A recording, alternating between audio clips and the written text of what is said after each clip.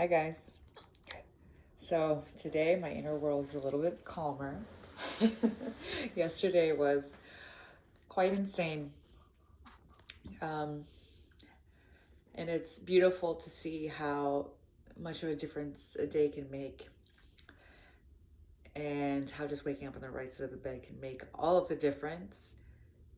But that isn't to say that it's not going to come back, and how to better prepare for it, how to give yourself the space and the time to be able to come back to yourself and understand yourself better, to create systems for yourself. It sounds so robotic, but it helps. How to keep on track, and to understand that when these patterns come up, that you can prepare for them. I have a friend, Ruby. She was talking about how she believes that our lives are in one big sphere or circle.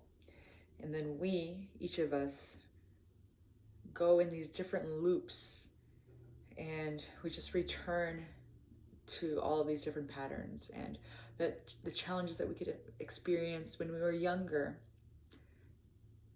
we will eventually come back to. Maybe some people realize it, some people don't. But I want to be a little bit aware of them and to understand how I can prepare for them for myself, and then maybe even when I share it with others, they will maybe have a little bit of understanding too. It might be good for work to be able to explain during an interview if you're interviewing, or even with your painting, or with my painting, what that looks like and what the inner, your inner landscape looks like. It's kind of interesting to think about. And today during a podcast, this idea of quit or grit came up, and I thought that was really interesting because these past couple of days I've been thinking, do I quit my job? I love my job, but it's hard. Do I quit? Do I just go to Barichara and just relax? Do I quit, or do I just lower my hours because I'm doing a lot now? I'm a full-time student.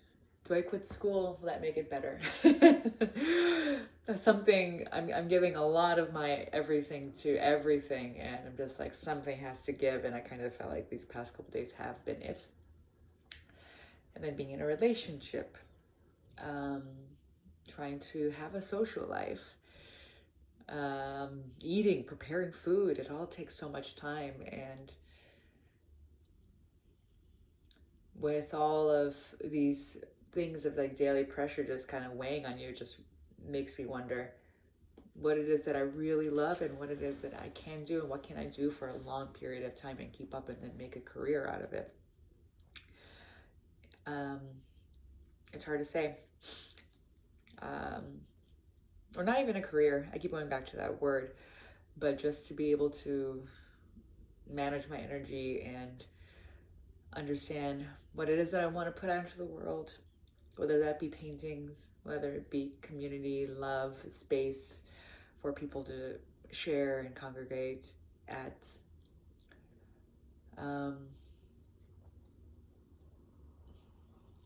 There are a lot of ideas that I could think of. And then this idea of quitting comes to mind because it's difficult for me to think about quitting, especially when I just started. It's really, really hard, even though it's really hard for me. And I can think of a few instances where I probably was in jobs for way too long. One of the jobs that I was in a production company, and it was very haphazard, everything. Every single day, something different, some kind of melodramatic drama happened. And in general, just being in a Japanese company can be very traumatic because you're constantly compared to other people, and if you don't perform in the way that people expect you to. Like, oh, you're just a foreigner. You don't know the rules. You don't know how to actually act or behave in Japanese society, even though I was born and raised there. It was always very, very demanding, emotionally so taxing.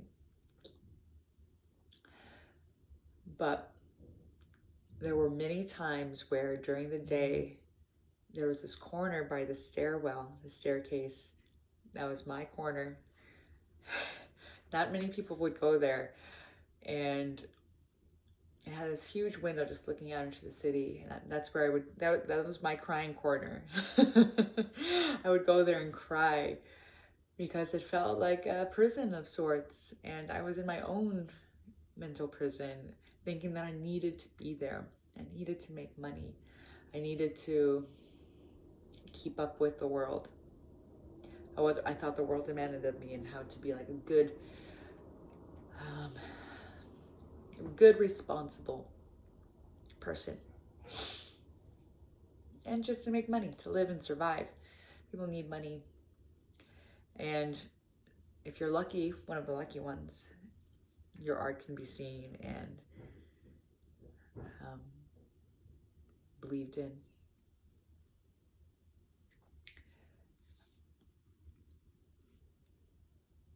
And I'm so happy I quit. Towards the end, it became like a massive shit show, and I'm just like, that was one of the few times where I'm not upset about really putting my foot down and be like, no, this is not the situation that I want to be in.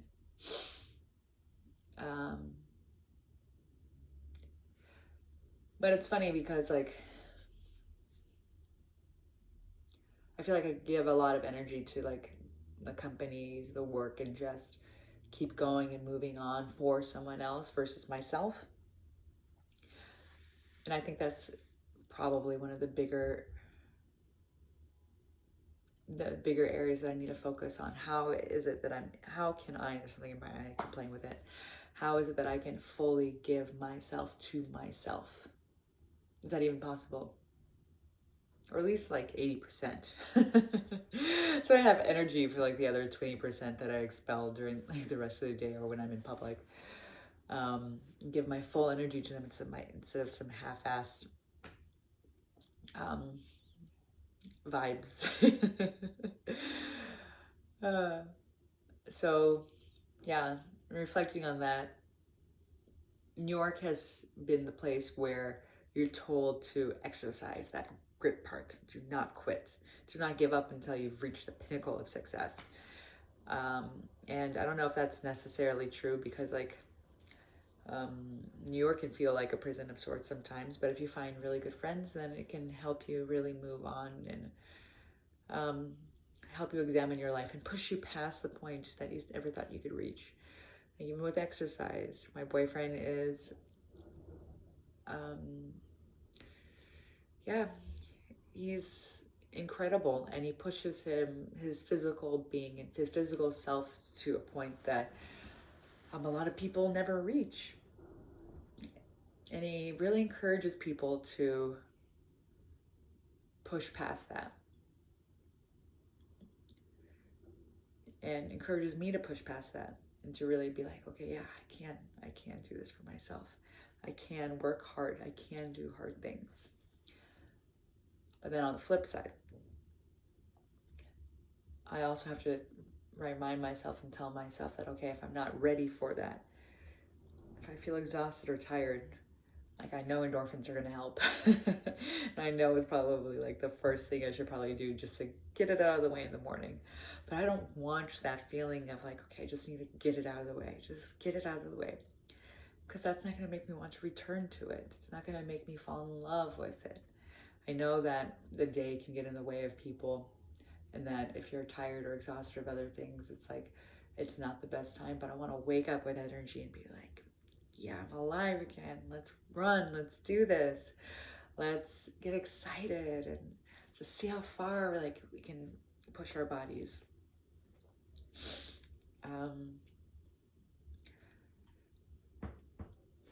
And so with the marathon that I'm going to be running in November, that's a good time to be able to exercise, like literally exercise, like how far I will be able to take it for myself.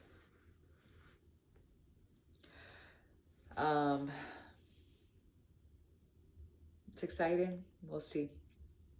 So many different possibilities, and I'm just hoping that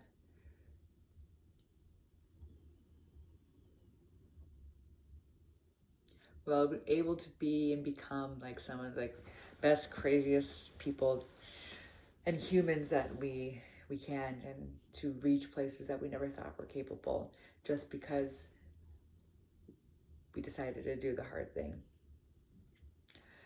I'll catch you later. I'm gonna take a shower and do the hard thing, aka my homework. Catch you on the flip side. Bye.